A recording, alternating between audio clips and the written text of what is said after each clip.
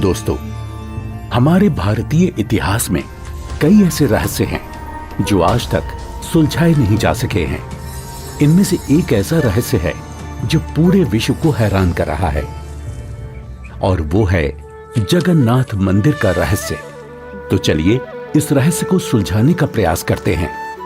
कहते हैं इतिहास को कभी मिटाया नहीं जा सकता। वो इतिहास ही है जो हजारों लाखों वर्षों में घटित हुई अतीत की घटनाओं को चलचित्र की तरह हमारे सामने रूबरू करा देता है। जगन्नाथ मंदिर भारत के ओडिशा राज्य में स्थित एक हिंदू मंदिर है। जगन्नाथ मंदिर को भारत के सबसे पवित्र मंदिरों में से एक माना जाता है। जगन्नाथ मंदिर के बारे में कई रहस्य हैं। एक रहस्य ये है कि मंदिर में स्थापित मूर्तियां अधूरी क्यों हैं? मंदिर का निर्माण कैसे हुआ? इस मंदिर में छुआछूत क्यों नहीं है? इन सभी रहस्यों को जानने के लिए देखते हैं सत्य घटनाओं पर आधारित ये 2D एनिमेशन वीडियो। ईश्वर की लीला अपरंपार है और स्वयं पूर्ण परमेश्वर इस मंदिर के निर्माण में किस प्रकार शामिल रहे हैं, ये बात आज तक आमजन के लिए रहस्य ही रखी गई। आइए उस सत्य से रूबरू होते हैं और जानते हैं आखिर कैसे बना उड़ीसा के तत्कालीन राजा इंद्रदमन, जो कि बहुत धार्मिक प्रवृत्ति के थे और श्री कृष्ण जी की इष्टतम रूप में पूजा किया करते थे। एक रात जब राजा इंद्रदमन आराम फरमा रहे थे, तब श्री कृष्ण जी उनके स्वप्न में आकर दर्शन देते हैं और उनसे कहते हैं,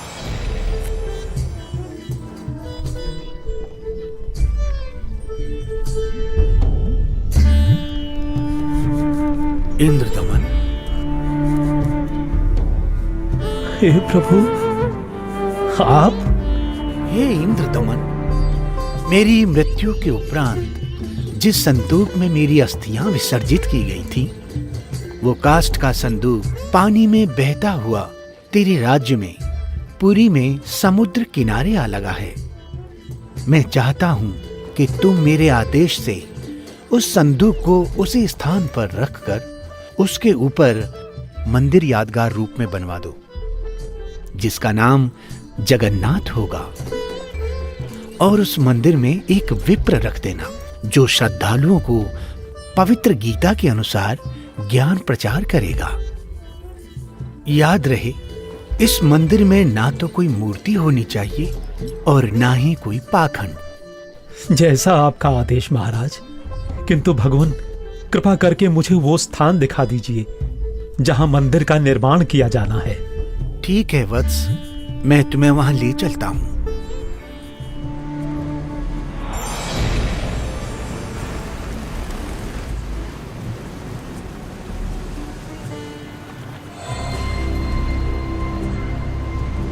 इंद्रदमन, यही वह स्थान है जहां तुम्हें हमारा मंदिर बनाना है।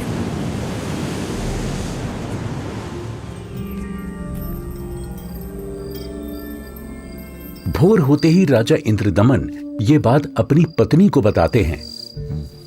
फिर उसके बाद मेरी आंख खुल गई। स्वामी, इस शुभ कार्य में देरी कैसी? सर्व संपत्ति उन्हीं की दी हुई है, उन्हीं को अर्पित करने में क्या सोचना।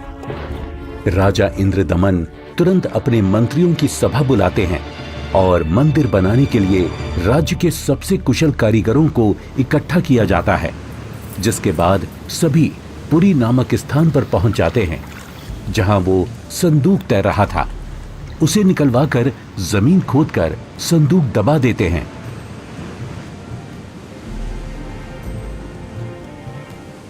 और देखते ही देखते उस संदूक के ऊपर मंदिर बनाने का काम शुरू हो जाता है।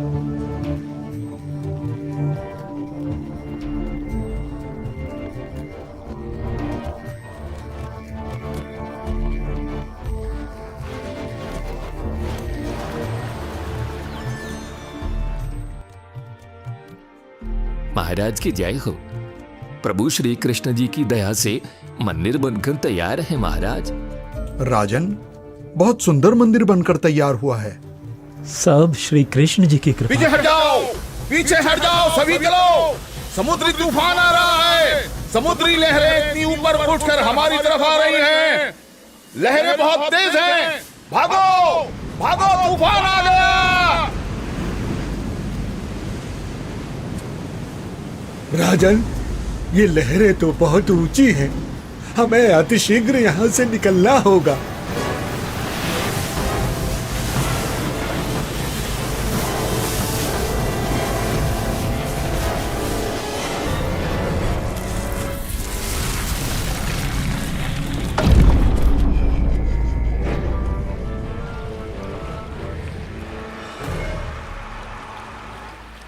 हे भगवान, ये क्या अनर्थ हो गया। समुद्र की लहरों ने मंदिर को तहस नहस कर दिया है महाराज।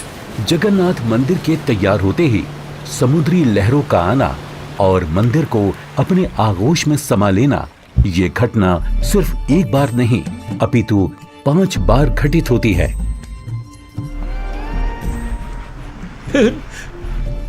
नहीं नहीं, ये नहीं हो सकता। अपने आप को संभालें राजन, हौसला रखें। न जाने समुद्र मुझसे कौन से जन्म का बदला ले रहा है। मैं क्या करूं, कुछ समझ नहीं आ रहा है। राजकोष भी खाली हो चुका है। अब और मंदिर बनवाने का मेरा सामर्थ्य ही नहीं बचा। हे भगवान, यह तुच्छ जीव आपके आदेश का पालन अब नहीं कर पाएगा। मुझे माफ कर देना भगवान, माफ कर देना। राजा के 100 यत्न करने के बावजूद मंदिर नहीं बन रहा था। तब काल ब्रह्म से हुए वचन के मुताबिक सर्व सृष्टि के रचनाहार, सभी आत्माओं के जनक, दुखहर्ता कबीर प्रभु अपने निज धाम सतलोक से आकर वहां प्रकट होते हैं और एक संत रूप में राजा के दरबार में पहुंच जाते हैं।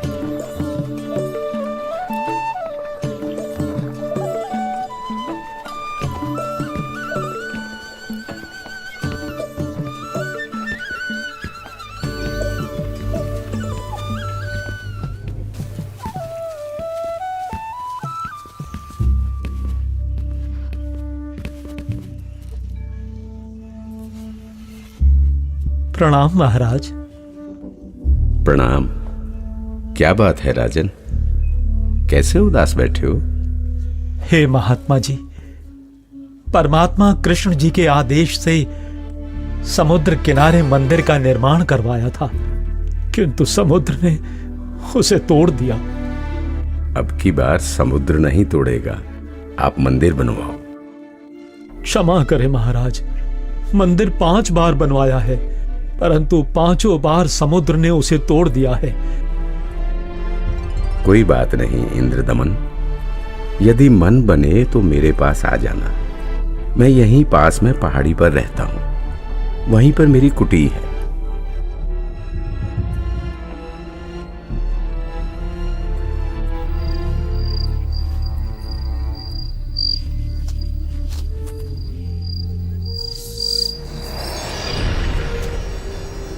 इंद्रदमन, एक बार फिर मंदिर बनवा दे। जो तेरे पास संत जी आए थे तो उन्हीं से सहायता की याचना कर ले। वो कोई मामूली संत नहीं है इंद्रदमन, उनकी भक्ति शक्ति का कोई पार पार नहीं है।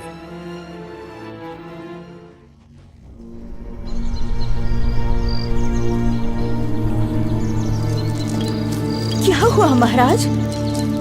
अभी अभी भगवान श्री कृष्ण जी ने दर्शन देकर मंदिर फिर से बनवाने को कहा है। अच्छा। और बताया है कि जो संत समुद्र को रोकने की बात कर रहे थे वो बहुत शक्ति युक्त हैं। मुझे उन्हीं के पास जाकर प्रार्थना करनी चाहिए। प्रभु कह रहे हैं तो आप मत चूको महाराज, प्रभु का मंदिर फिर बनवा दो। बनवाना तो मैं भी चाहता हूँ, किंतु अब तो राजकोष भी खाली हो चुका है। इस वक्त मैं धर्म संकट में फंस चुका हूँ। यदि मंदिर नहीं बनवाऊंगा तो प्रभु अप्रसन्न हो जाएंगे और मंदिर बनवाने के लिए धन भी शेष नहीं रहा। स्वामी, आप चिंतित ना हो।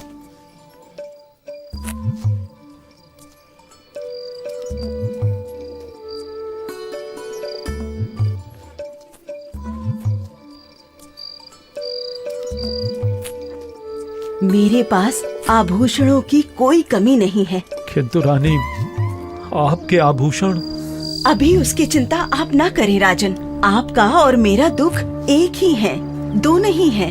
आप संकट में हैं, मैं इन आभूषणों का क्या करूंगी? आप बस भगवान के आदेश के अनुसार मंदिर निर्माण का कार्य पुनः प्रारंभ करवाएं।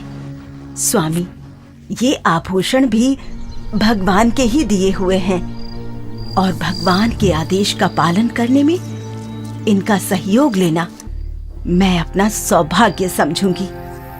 जी।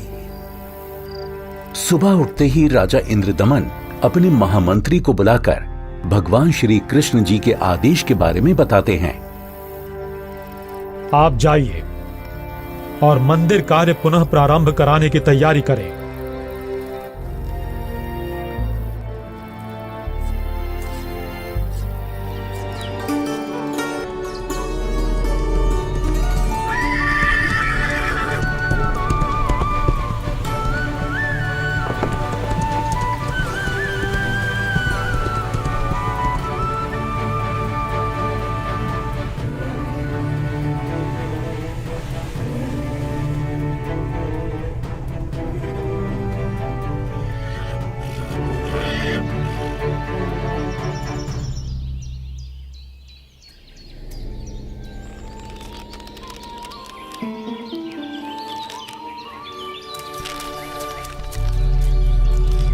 प्रणाम ऋषि जी।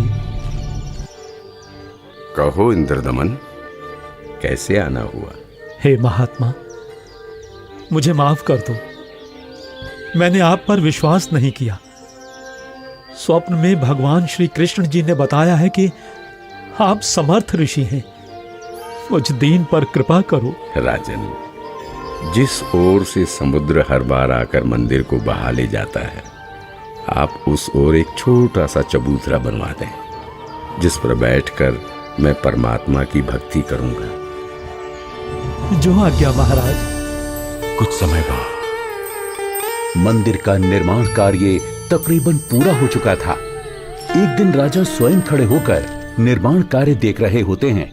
तभी वहां गोरखनाथ जी आ जाते हैं। प्रणाम स्वीकार करें महात्मन। इंद्रदमन, आप भगवान का इतना सुंदर मंदिर बनवा रहे हैं, किंतु सुना है कि इस मंदिर में कोई मूर्ति नहीं लगा रहे। ऐसा क्यों? मुनिवर क्षमा करें। भगवान श्री कृष्ण ने स्वयं स्वप्न में आकर मुझे मूर्ति लगाने से मना किया है। राजन, सपना तो सपना ही होता है। आपको हमारे आदेश का पालन करना होगा। मंदिर में भगवान कृष्ण की मूर्ति की स्थापना की जाए। हे महात्मन, जैसा आपका आदेश। हाँ, और याद रहे, मूर्ति चंदन की लकड़ी से बनाई जाए। राजा ने अपने मंत्रियों को बुलाया और विचार विमर्श करने के बाद अन्य संतों से कहा कि राजन, अकेले भगवान का मन कैसे लगेगा?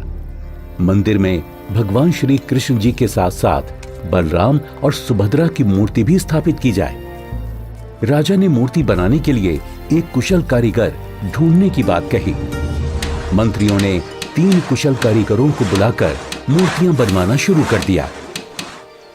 अब एक तरफ मंदिर तो दूसरी तरफ मूर्तियां बनाने का काम चल रहा होता है, किंतु कुछ समय बाद पता चलता है कि जिस तरह मंदिर बार बार टूट रहा था, अब इस प्रकार मूर्तियों के भी अपने आप टुकड़े टुकड़े होने लगते हैं। और ऐसा 3 बार होता है, जिसे देख राजा इंद्रदमन बहुत चिंतित हो जाते हैं। किंतु भगवान से भक्त का दुख देखा नहीं जाता। इसलिए एक दिन जब राजा अपने दरबार में बैठे होते हैं और पूरा दरबार बिल्कुल शांत होता है, सबके सब इसी चिंता में होते हैं कि करें तो क्या करें। तभी वहां पूर्ण परमात्मा कबीर देव एक वृद्ध कारीगर यानी शिल्पकार का रूप धारण करके प्रकट हो जाते हैं।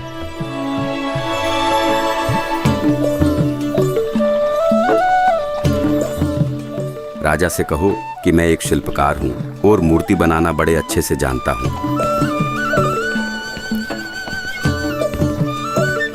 महाराज की जय हो। महाराज, बाहर एक वृद्ध व्यक्ति आया है और अपने आप को मूर्तिकार बता रहा है। आपसे मिलना चाहता है महाराज। अवश्य, उनको अवश्य आने दिया जाए। जो आदेश महाराज।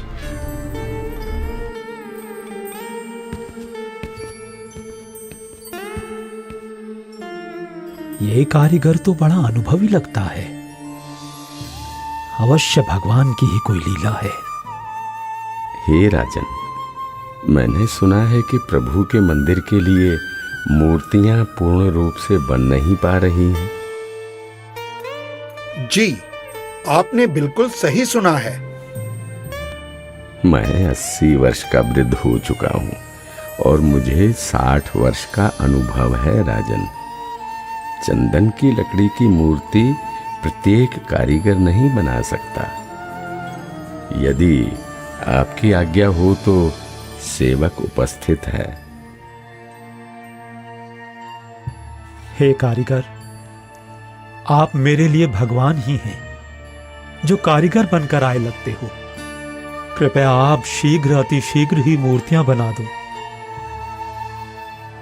मूर्तियां तो मैं बना दूंगा, किंतु राजन, मेरी एक शर्त है। क्या शर्त है आपकी?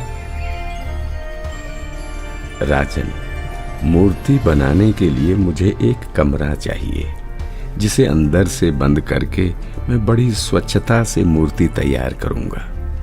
और जब मूर्तियां तैयार हो जाएंगी तो मैं स्वयं दरवाजा खोलूंगा। ठीक है।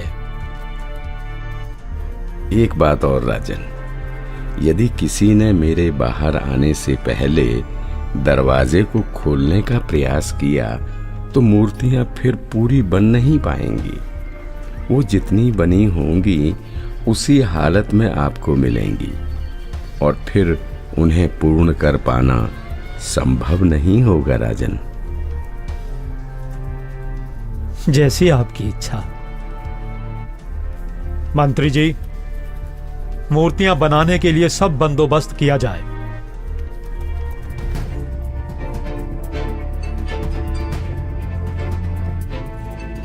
प्रणाम महात्मा जी। इंद्रदमन, मूर्तियां बनवाई क्या? आपकी आज्ञा का पालन पूर्ण रूप से किया गया है महात्मा जी, परंतु मेरा दुर्भाग्य है कि मूर्तियां बन नहीं पा रही हैं। बनते बनते ही सबके टुकड़े टुकड़े हो जाते हैं। मूर्तियां अवश्य बनवानी है राजन, अब बनवाओ। मैं देखता हूं कैसे टूटती है मूर्ति। हे नाथ जी, प्रयत्न किया जा रहा है।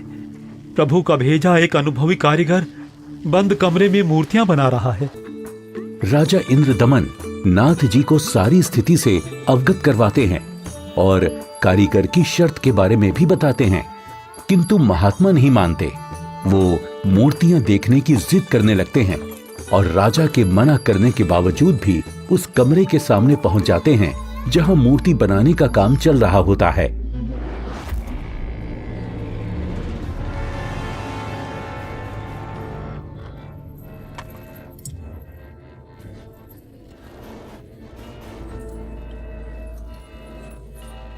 कारीगर, दरवाजा खोलो। दरवाजा खोलो कारीगर। मैं कहता हूं दरवाजा खोलो कारीगर, हमें मूर्तियां देखनी है। राजन, आप बता रहे हो 80 वर्षीय वृद्ध हैं और 12 दिन से खाना पीना भी नहीं किया है। अब आवाज भी बंद है, कहीं कारीगर मर न गया हो। आप दरवाजे को तोड़वा दीजिए। राजा न चाहते हुए भी नाथ जी के कहने पर दरवाजे को सैनिकों से तुड़वा देते हैं।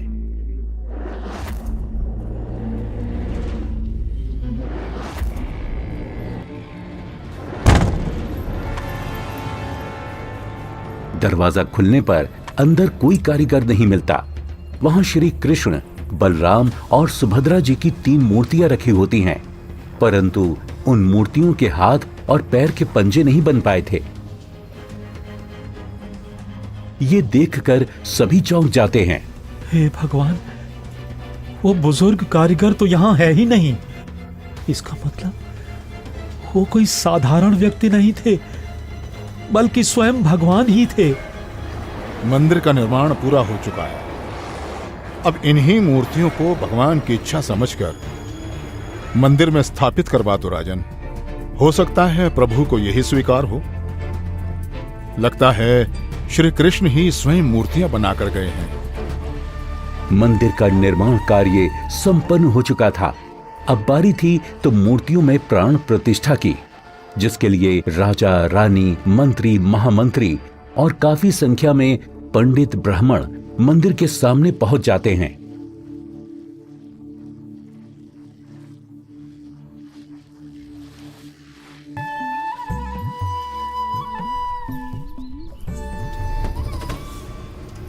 रे दुर्बुद्धि शूद्र, अपवित्र! देखता नहीं मंदिर का द्वार अपवित्र कर दिया तूने। ये क्या हो गया? शूद्र कैसे बन गई? भगवान, भगवान, ये कैसे हो गया? ये कैसे हो गया भगवान? कैसे हो गया? प्रभु शुद्ध हो गई हैं क्योंकि मुख्य द्वार को उस शूद्र ने अशुद्ध कर दिया है, इसलिए सब मूर्तियों ने शूद्र रूप धारण कर लिया। बहुत बड़ा अनिष्ट हो गया राजन। कुछ समय उपरांत देखते ही देखते मूर्तियां अपने वास्तविक रूप में आ जाती हैं, जिसके बाद पंडित कई कई बार गंगा जल छिड़ककर मूर्तियों को शुद्ध करने का उपक्रम करते हैं। मूर्ति स्थापना के कुछ दिन बाद अचानक समुद्री तूफान आ जाता है और समुद्री लहरें लगभग 40 फीट ऊंची उठकर बहुत तेज वेग में मंदिर की ओर चल पड़ती हैं। सभी आपस में बातें करने लगते हैं। लगता है अब की बार भी समुद्र मंदिर को नष्ट कर देगा। अरे ये क्या? संत जी अभी भी वहीं पर बैठे हैं। अरे कोई उठाओ उनको वहां से। सभी चिल्लाते हैं, हट जाओ, हट जाओ, हट जाओ वहां से, पीछे हट जाओ, समुद्री तूफान आ रहा है। हट जाओ, हट जाओ, वहां से पीछे आ जाओ महात्मा जी, पीछे आ जाओ। अरे अरे अरे अरे अरे ये क्या हो गया? ये क्या हो गया? ये क्या हो गया? अरे क्या होगा? कहाँ था? महात्मा जी ने पानी को वहीं पर रोक दिया है राजन। लगता है अब की बार मंदिर बच जाएगा। महात्मा अवश्य ही कोई परम शक्ति युक्त है।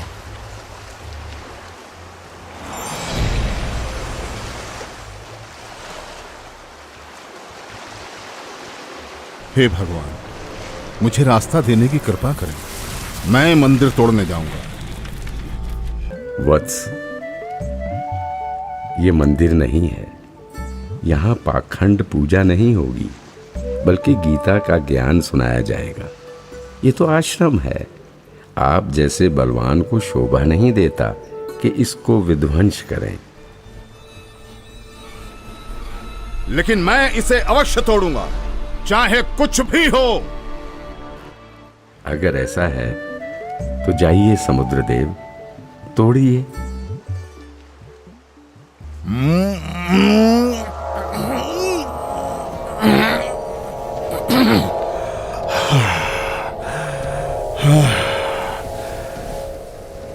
मैं आपकी शक्ति के आगे विवश हूं स्वामी। आपकी शक्ति अपार है।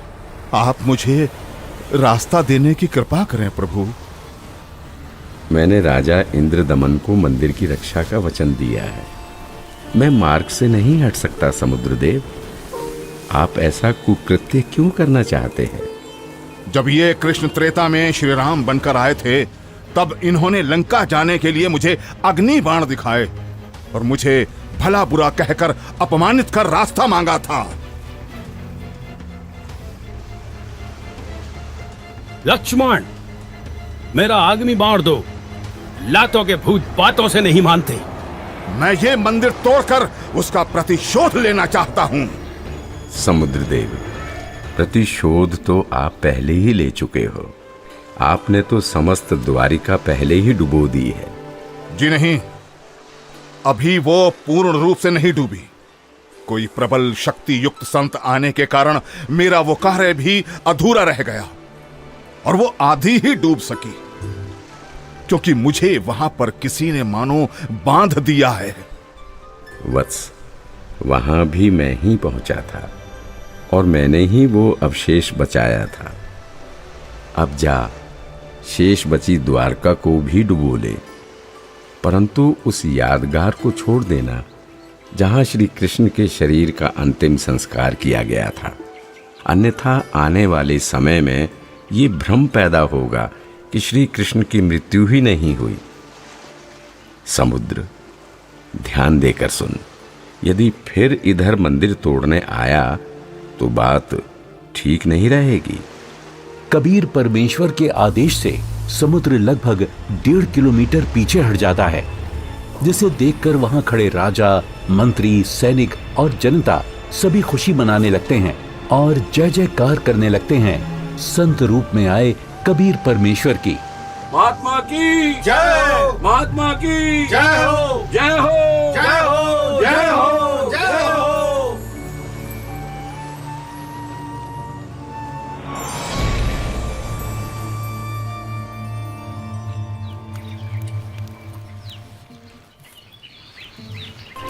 पंडित जी, सब कुछ करके देख लिया। आपका कुष्ठ रोग तो बढ़ता ही जा रहा है। भगवान, परमेश्वर, ये क्या हो गया? हे प्रभु, कष्ट हरो महाराज, क्षमा करो महाराज। पता नहीं मुझे किस पाप का प्रायश्चित करना पड़ रहा है। गलती क्षमा करो प्रभु, गलती क्षमा करो।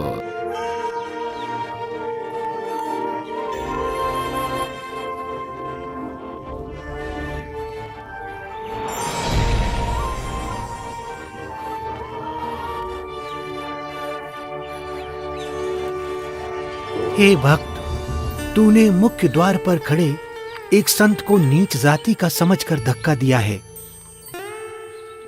क्षमा करो महाराज, आगे से ऐसी भूल कभी नहीं होगी। आपका कष्ट निवारण मैं नहीं कर सकता। ये तो उन्हीं के पास जाकर क्षमा मांगने से और उनके पैर धोकर उस चरणामृत के पान से ही होगा। वो कोई साधारण संत नहीं थे, अपितु कोई परम शक्ति ही शूद्र रूप धारण करके वहां परीक्षा लेने के लिए पहुंची थी। यदि वो आपको हृदय से क्षमा कर देंगे तो ही आपका कष्ट निवारण संभव है, अन्यथा नहीं।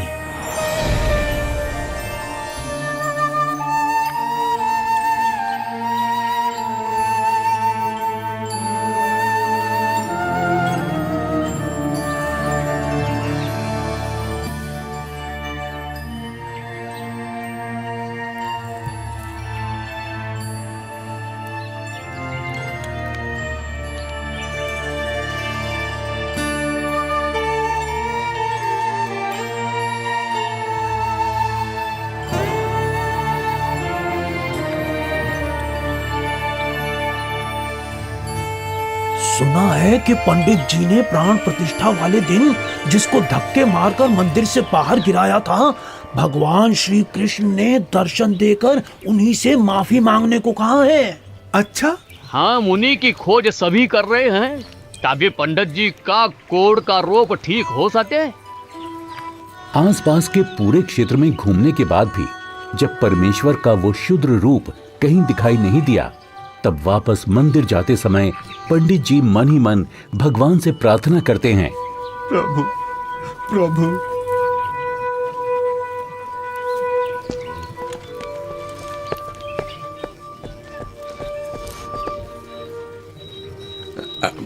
अरे अरे रुकिए पंडित जी, मैं शूद्र हूं, मेरे नजदीक मत आइए, आप भी अशुद्ध हो जाएंगे। आप ऐसा न बोले, मैं बहुत शर्मिंदा हूं भगवान। परवरदिगार, मेरा दोष क्षमा कीजिए, मुझ पर दया कीजिए करुणानिधि। क्या बात है पंडित जी, आप क्यों विलाप कर रहे हैं? महाराज, उस दिन मुझसे बहुत बड़ी भूल हो गई, मुझे क्षमा कर दीजिए प्रभु। ये नीच प्राणी प्रायश्चित करना चाहता है, अपने चरणों का जल देने की कृपा करें जिससे मेरा कोढ़ ठीक हो सके प्रभु।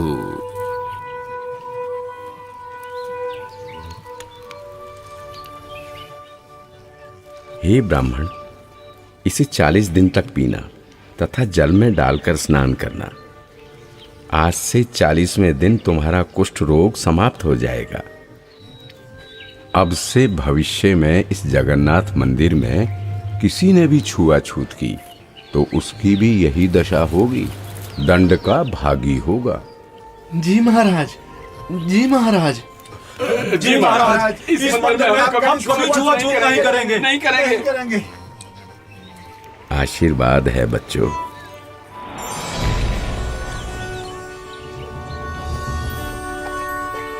कहते हैं जगत का पेख ना पेख्या, धनी का नाम ना लेखिया।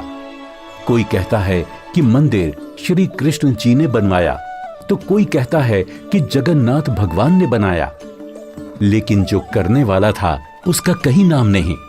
खैर, वो परमात्मा अपने आप में ही पूर्ण है, वो किसी महिमा का मोहताज नहीं।